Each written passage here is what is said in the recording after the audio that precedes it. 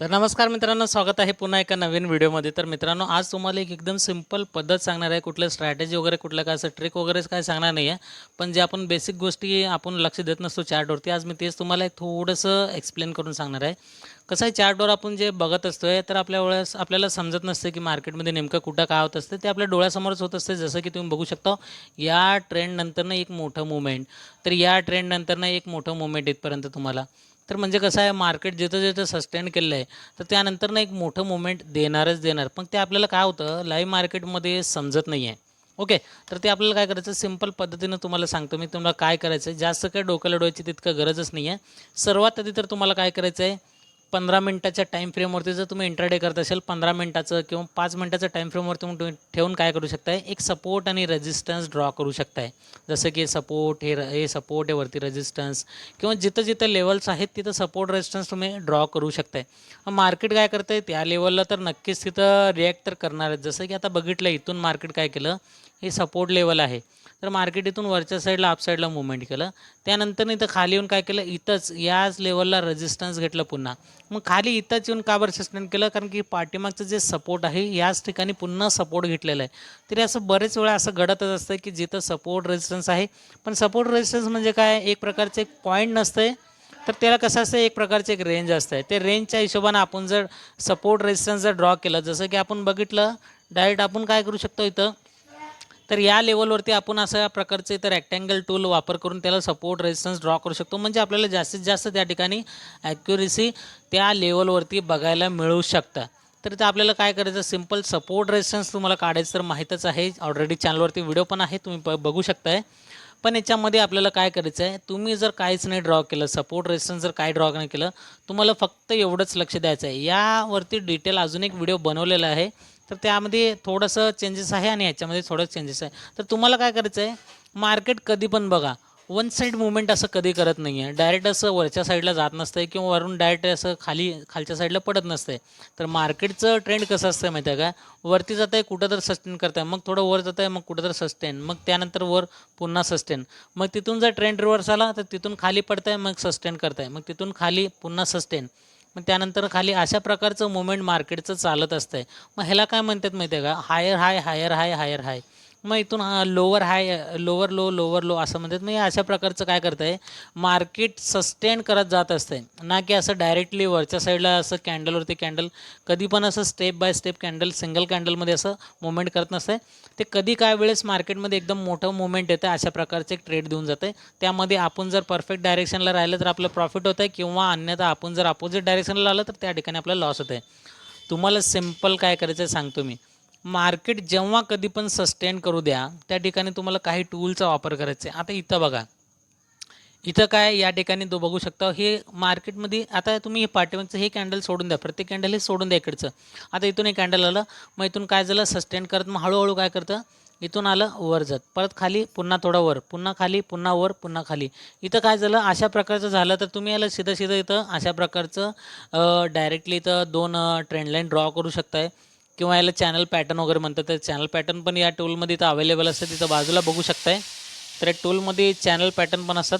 तर चॅनल पॅटर्नच्या माध्यमातून, किंवा तुम्ही दोन जरी असं आडवे ट्रेंड लाईन जरी ड्रॉ केलं, तर त्या माध्यमातून तुम्ही ह्याचं ज्यावेळेस ब्रेक करून एक रिटेस्ट घेऊन जर अपसाईडला मुवमेंट करेल, तर तुम्ही इथं एक ट्रेड बनवू शकताय. किंवा तुम्हाला काय करायचं, सिम्पल असं ज्यावेळेस मार्केट सस्टेन करत असते, तिथं तुम्ही काय करा, सीधं सीधं एक हाय बनवा आणि एक लोचं सपोर्ट रेजिस्टन्स ड्रॉ करा. तिथून जिथून कुठं पण ब्रेक करेल, तर त्या ठिकाणी आता समजा इथंच तुम्ही काय केलं, सिम्पल सांगायचं काय, आता या तुम्ही इथं जर बघितलं, मार्केट काय केलं, सस्टेन केलं, मग तुम्ही काय केलं, हे पॉईंट धरलं, हे पॉईंट धरलं, मग इथून सॉरी, तर इथं काय झालं, सिम्पल मी काय केलं, हे ड्रॉ केलं अशा प्रकारचं. ड्रॉ केल्यानंतर खाली ह्या लेवलवरती आपल्याला एक ड्रॉ करायचं आहे. ओके. म्हणजे आपल्याला काय होईल, थोडंसं कन्फर्मेशन मिळेल की ह्या रेंजनंतर ना आपल्याला एंट्री मिळू शकते कुठल्याही साईडला, ते कॉल असो अथवा पुट असो, कुठल्याही साईडला मिळू शकते. मग आपण काय केलं, मॅन्युअली अशा प्रकारचं एक रेंज ड्रॉ केलेलं आहे. मग इथं काय झालं, सिम्पल खालच्या साईडला ब्रेक केलं आहे, पण असं नाही की ब्रेक केल्याबरोबर लगेच त्वरितच एंट्री करायचं असं नाही आहे. आता खाली काय विग वगैरे येईल तुम्हाला, विग आलं कॅन्डलचा, तर लगेच आपल्याला एंट्री करायचं नाही आहे. एंट्री कधी करायचं आहे, ज्यावेळेस एखादं कॅन्डल जर ते 5 मिनिटाचं कॅन्डल असेल ना, तर 5 मिनिटाचं कॅन्डल एक सर्व स्ट्राँगनेस असते, आणि तुम्ही जर 15 मिनिटाचं राहिलो, ते तर एकदम स्ट्राँग कॅन्डल असतो 15 मिनिटाचा. जर त्या रेंजच्या खाली किंवा त्या रेंजच्या वरती जर क्लोज केला कॅन्डल, क्लोज केल्यानंतर ना आपल्याला चान्सेस जास्तीत जास्त आहे आपल्या साईडला मुवमेंट देण्याचं. म्हणजे आता वरती क्लोज केलं 5 किंवा 15 मिनटाचं कॅन्डल, तर इथून चान्सेस जास्त आहे वरच्या साईडला मुवमेंट करायचं. खाली क्लोज केलं तर खालच्या साईडला जाण्याचं मुवमेंट जास्त आहे.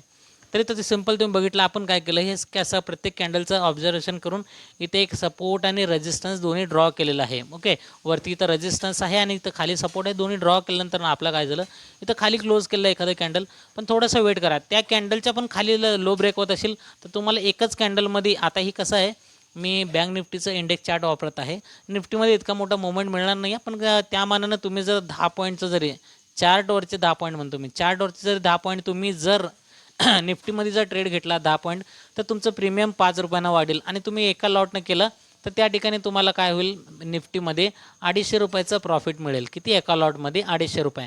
आणि ते जर तुम्ही 10 लॉट घेतलं तर तुम्हाला त्या ठिकाणी 250 ठिकाणी 2500चं प्रॉफिट पण होऊ शकतं.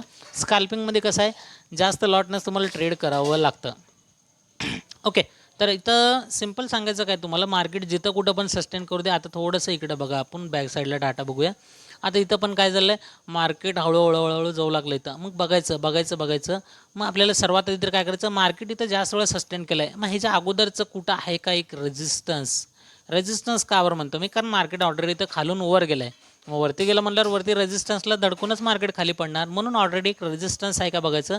जर तुम्ही सीधं ही रेजिस्टन्स ड्रॉ केलं, अशा प्रकारचं तुम्ही रेजिस्टन्स जर ड्रॉ केलं इथं बघा, तर हे काय झालं, आपल्यासमोर एक प्रॉपर रेजिस्टन्स आलं. कुठं मार्केट जिथं सस्टेन केलं त्या ठिकाणी येऊन लेवल एक तयार झालं. आता तुम्हाला या लेवलमध्ये इथं बऱ्याच वेळ मार्केट इथं कॅन्डल सस्टेन केलं आहे.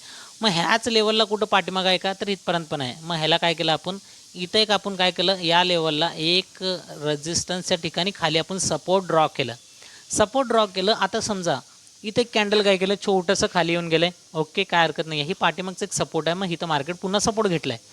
तर हे कॅन्डल म्हणा किंवा हे कॅन्डल हे 3-4 कॅन्डल घेतलं, सपोर्ट घेतलं. पण इथं काय केलं, बरेच जण इथं वीग आलं म्हणून काय करतात, ज्यावेळेस कॅन्डल चालू मार्केटमध्ये असतं, इथं जर मार्केटमध्ये कॅन्डल दिसलं तर लगेच एंट्री करतात. लगेच एंट्री केल्यानंतर काय होतं या ठिकाणी, तर मार्केट पुन्हा वर जातं. मग लास्टला इथं शेवटी काय राहतं, फक्त एक वीग राहतं. मग त्यानंतरच कळतं कॅन्डल क्लोज झाल्यानंतर. मग आपल्याला थोडंसं पेशन्स ठेवायचं आहे, होल्ड करायचं आहे.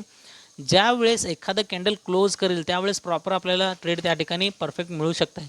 आता इथे काय झालं, तुम्ही फक्त मार्केट चालू कॅन्डलमध्ये तुम्ही ट्रेड कधी घेऊ शकताय, ज्यावेळेस तुम्हाला मार्केटचा ॲनालिसिस करून अभ्यास करून तुम्हाला ज्यावेळेस त्याचा एक्सपिरियन्स अनुभव मिळेल ना, तर त्या ठिकाणी काय हरकत नाही, तुम्ही चालू कॅन्डलवर पण ट्रेड घेऊ शकता. पण त्यासाठी तुम्हाला अनुभवाची गरज आहे, एक्सपिरियन्सची गरज आहे.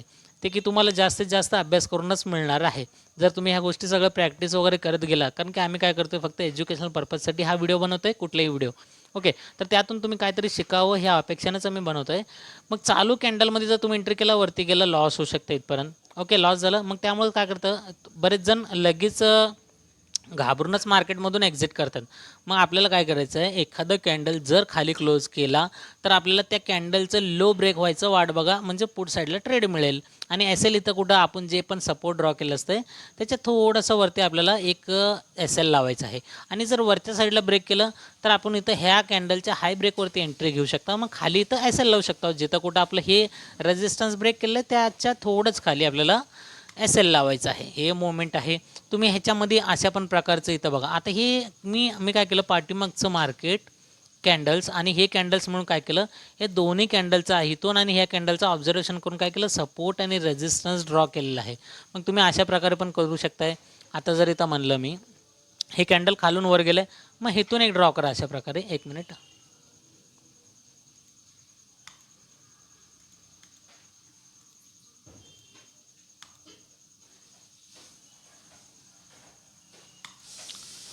तर बघा इथं अशा प्रकारे पण तुम्ही काय करू शकता, एक प्रकारचं अशा प्रकारचं एक ड्रॉ करू शकता. ह्याला चॅनल पॅटर्न म्हणू शकता. किंवा दोन तुम्ही ट्रेंड लाईन जर ड्रॉ केलं, त्या ट्रेंड लाईनला ब्रेक केलं, एखादं रिटेस्ट केलं, मग त्यानंतर खाली गेलं, या लेवलच्या खाली जर ब्रेक करत असेल, नेकलाईनला ब्रेक करत असेल, तर तिथं तुम्ही सीधं एंट्री करू शकताय. आता मी जर आता हे दोन्ही लाईनला जर काढून टाकलं इथून, टोटली सगळेच काढूया इथं बघा आता. तर आता इथं काय झालेलं आहे, आता या ठिकाणी बघा, ह्याला जर काय केलं, मी असं 2 ट्रेंड लाईन ड्रॉ केलं अशा प्रकारचं क्रॉस, ह्याला चॅनल पॅटर्न वगैरे काय पण म्हणू शकता तुम्ही. ओके, तर हे मी अशा प्रकारचं ड्रॉ केलं. मग इथं खाली ब्रेक केलं, थोडंसं एक रिटेस्ट, त्यानंतर या लेवलच्या खाली आपण पुढचा ट्रेड घेऊ शकतोय. ओके. तर इथं काय झालं, आपण काय ऑब्झर्वेशन केलं आहे, कॅन्डल सस्टेन करत अपसाईडला गेलं आहे. मग इथं एक प्रकारचं रेझिस्टन्स पण भेटलं आहे आणि रेझिस्टन्सला जर ब्रेक करून वरती सस्टेन केलं असतं तर आपण कॉल साईडचं डायरेक्शन आपल्याला मिळालं असतं. पण इथं काय केलं, सस्टेन करून खालीच गेलेलं आहे. मग या लेवलच्या खाली आपण जर सपोर्ट ड्रॉ केलं, तिथून जर खाली गेलं तर तिथून आपल्याला एक पुट साईडचं ट्रेड मिळू शकतं आहे. आणि इथं जर आपण थोडंसं अजून थोडं पाठीमागे बघितलं, प्रत्येक ठिकाणी बघा तुम्हाला मूव्हमेंट तशाच प्रकारे मिळालेलं आहे. इथं पण बघितलं, कॅन्डल एकदम डायरेक्टली अप साईडचं मूव्हमेंट केलं आणि जर असं बघितलं खालच्या साईडला तुम्ही ट्रेंड लाईन ड्रॉ केलं, खाली जसं ब्रेक केलं, ब्रेक केल्याबरोबर या लेवलच्या जरी खाली तुम्ही सपोर्टच्या खाली जर ट्रेड घेतलं तर इथून तुम्हाला इतकं मोठं तर टार्गेट तुम्हाला इझी मिळालं. आणि हे छोटं मोठं टार्गेट नाही आहे, बँक निफ्टीचं चार्ट आहे.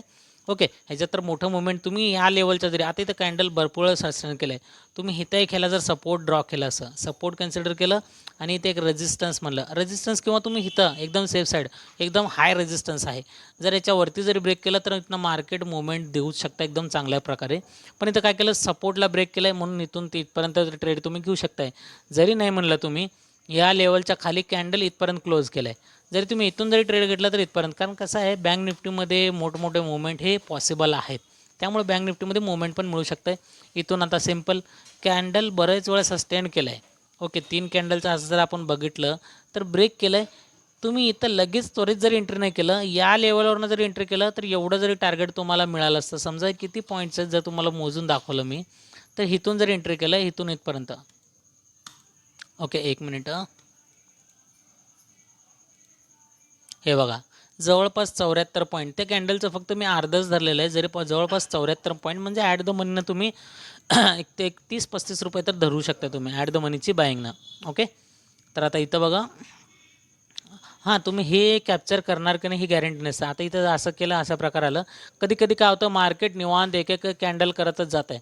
पण एकेकदा काय करतं, डायरेक्टली मोठा फॉल करून किंवा मोठा अपसाईडचा मूव्हमेंट देऊन तुम्हाला मोठं ट्रेड एकाच झटक्यात देऊ शकतं. इथं कसं आहे, स्लोली एकदम वरच्या साईडला मूव्हमेंट केलेलं आहे. तर एक-एकदा वेळेस काय होतं, असे पण मूव्हमेंट येतात. हे तुम्ही कॅप्चर केलं नाही केलं का तितकं इम्पॉर्टंट नाही आहे. कारण की बघा, असं 2-3 कॅन्डल जर एकदम निवांत जाऊ लागलं तर त्या ठिकाणी आपलं काय होतं, थीटा डीके पण होऊ शकतं. थीटा डीकेमुळं आपलं त्यामुळंच पण लॉस होऊ शकतं. मार्केट जर जात आहे आपल्या डायरेक्शनला तरी पण थीटा डीकेमुळं स्लो चालल्यामुळं आपलं टाईम डीके लॉस होतच आहे. त्यामुळं बघा, हे सिम्पल कधी-कधी काय होतं, अशा प्रकारचं मोमेंट आलं, एकच रेजिस्टन्स एक सपोर्ट ड्रॉ केलं, वरच्या साईडला ब्रेक, इथं क्लोजवरती जर एंट्री घेतलं, 1 कॅन्डल 2 कॅन्डल आणि हे तिसरा कॅन्डल, चौथा आणि पाचवं, फक्त 5 कॅन्डल म्हणजे जवळपास फक्त 25 मिनिटात धरून बसा तुम्ही. 25 मिनिटात इतका मोठं ट्रेड तुम्हाला मिळू शकतं आहे. आता तुम्ही ह्या लेवलवरनं जर एंट्री केलं असेल, तुम्हाला इथं जवळपास इथंच लावायचं आहे. पण टार्गेट किती, इतका मोठा तुम्हाला टार्गेट मिळालेला आहे ऑलरेडी. ओके. तर एकदम इझी तुम्हाला समजून सांगायचं म्हणजे काय, तर मार्केट जिथं कुठं पण सस्टेन करू द्या. आता जर एक्झाम्पल दाखवायचं, शेवटचं एक ओव्हरऑल तुम्हाला सांगतोय, मार्केट जर समजा एक्झाम्पल अशा प्रकारचं मूव्हमेंट केलं तर याला रेजिस्टन्स अँड सपोर्ट ड्रॉ करा. ज्या साईडला पण प्रॉपर ब्रेक करेल, क्लोज करेल, खाली किंवा वरच्या साईडला क्लोज करेल, वरच्या साईडला हाय ब्रेकवरती एंट्री करा, खालच्या साईडला इथं लो ब्रेकवरती एंट्री करा. इथं वरती कॉल साईडला, खाली इथं पुट साईडला. हे झालं एक एक्झाम्पल. आणि दुसरा एक्झाम्पल म्हणजे काय, मार्केट कधी अशा प्रकारचं मूव्हमेंट करत असतं, अशा प्रकारचं मूव्हमेंट करत असतं. मग अशा सिच्युएशनमध्ये आपल्याला वरतीने एक ट्रेंड लाईन, खालीने एक ट्रेंड लाईन. ओके. जरी वरचं ट्रेंड लाईन ड्रॉ नाही केलं तर चालेल, कारण की मार्केट ऑलरेडी वर गेलं, तिथून पडण्याचे चान्सेस आहेत खालीच. ओके. खाली म्हटलं तर काय, आपण खालच्या साईडला जर ड्रॉ केलं, त्याला जरी ब्रेक केलं तर खालच्या साईडला मूव्हमेंट मिळू शकतं. आणि वरून जर मार्केट अशा प्रकारचं सिच्युएशनमध्ये आलेलं आहे तर वरच्या साईडला ट्रेंड लाईन ड्रॉ करा. वरती ब्रेक केला, नेकलाईन ब्रेक करून ही तर रिटेस घेऊन जर अप साईडला गेलं, कॉल साईडला एंट्री. 2-3 एक्झाम्पल दिलेलं आहे. एकतर साईडवेज मार्केट किंवा अप साईडचं मार्केट किंवा डाऊन साईडचं मार्केट, तिन्हीमध्ये तुम्ही इझिली जिथं कुठं पण मार्केट सस्टेन करेल. आणि आता तुम्हाला हे पण लक्षात ठेवायचं आहे, जिथं कुठं पण मार्केट तुम्ही सस्टेन केलं, समजा आता मार्केट इथं बऱ्याच वेळा सस्टेन केलं आहे आणि त्याचं हाय जर ब्रेक केलं, समजा हाय ब्रेक केलं, मग तुम्ही काय करणार, कॉलमध्ये एंट्री करणार. वरती आपल्याला चेक करायचं आहे, ही 47,000. एक एक्झाम्पल देतो आहे मी, हे प्रॉपर हेच राहणार असं का नाही आहे, एक्झाम्पल देतो आहे. या लेवलवरती आपण कॉल साईडला एंट्री केलं आहे. मग आपण काय करतो आहे, 1:2चं तरी अपेक्षा ठेवून आपण मोठ्या टार्गेटच्या हिशोबानं बसतो आहे. पण त्याच्या अगोदर चेक करा पाठीमागचं कुठं रेजिस्टन्स आहे का, ज्याच्यामुळं मार्केट ह्याला धडकून खाली येईल, किंवा समोर कुठं एखादं सायकोलॉजिकल नंबर आहे का, जे RF राऊंड फिगर नंबर आहे ते चेक करा. कारण मार्केट काय करतं, पाठीमागच्या रेजिस्टन्सला, सपोर्टला किंवा सायकोलॉजिकल नंबरला पण मार्केट सस्टेन करू शकतं. तिथून मार्केट नक्कीच रिॲक्ट करणार. इथून वर कॉल साईडला एंट्री घेतलात, थोडंच वर जाणार, तिथून काय करणार, ह्या रेजिस्टन्स ह्या लेवलला एखाद्या रेजिस्टन्सला किंवा एखाद्या सायकोलॉजिकल नंबरला धडकून तिथून पुन्हा खाली येऊ शकते. मग आपल्या इथं SL हिट होऊ शकते. म्हणून तुम्ही कॉल साईड किंवा पुट साईडला एंट्री करताना कृपा करून हे बघा पाठीमागचा रेजिस्टन्स आहे का. आता समजा सीधं सांगायचं काय, हे आपलं आता एक रेंज आहे. जर आपण कॉल साईडला एंट्री केलं तर तुम्हाला काय करायचं, पाठीमागचा रेजिस्टन्स जवळ आहे का बघायचं आहे. जर पुट साईडला एंट्री केलं आपण तर तुम्हाला पाठीमागचं एक सपोर्ट आहे का बघायचं. आणि या रेजिस्टन्स समोर तुम्हाला काय बघायचं आहे, एखादं सायकोलॉजिकल नंबर बघायचा आहे. सपोर्ट समोर पण एखादं सायकोलॉजिकल नंबर, ज्याच्यामुळं मार्केट रिॲक्ट करू शकतं. पुट साईडला ट्रेड घेतला, पुन्हा सपोर्टला किंवा सायकोलॉजिकल नंबरला धडकून अप साईडला जाऊ शकतं, आपल्या SL हिट होऊ शकतं. कॉल साईडला एंट्री घेतलं, एखाद्या रेजिस्टन्सला धडकू शकतं किंवा सायकोलॉजिकल नंबरला धडकू शकतं, तिथून मार्केट खाली जाऊन आपला SL उडू शकतं. म्हणून ह्या गोष्टीचं तुम्ही डिटेलमध्ये तुम्ही बघत राहा बारीकीनं, त्यावेळेसच तुम्ही ह्या सगळ्या गोष्टी शिकणार. आणि नवीन असेल तर जरा थोडंसं हार्ड वाटतं आहे, पण ज्यावेळेस तुम्ही प्रॉपर शिकचाल, तयारी करणार, तुम्ही प्रॅक्टिस वगैरे करणार, तर त्यावेळेस हे सगळ्या गोष्टी तुम्हाला इझी वाटणार. तर अपेक्षा करतो मित्रांनो, तुम्हाला हा व्हिडिओ कसा वाटला कमेंट करून नक्कीच सांगा. एकदम सोप्या पद्धतीनं मी एकदम इझिली, मी कुठलं असं काय जास्त डोकं लढवण्यासारखं काय सांगितलेलं नाही आहे. टेक्निकली इतकं पण कुठलं हार्ड वगैरे गोष्टी सांगितलेलं नाही आहे की ज्याच्यामुळे तुम्हाला प्राइस ॲक्शन बघावं लागेल, हे बघावं लागेल, काय नाही आहे. बेसिक गोष्टी सांगण्याचा प्रयत्न केला आहे. कसा वाटला व्हिडिओच्या कमेंटमध्ये नक्कीच सांगा.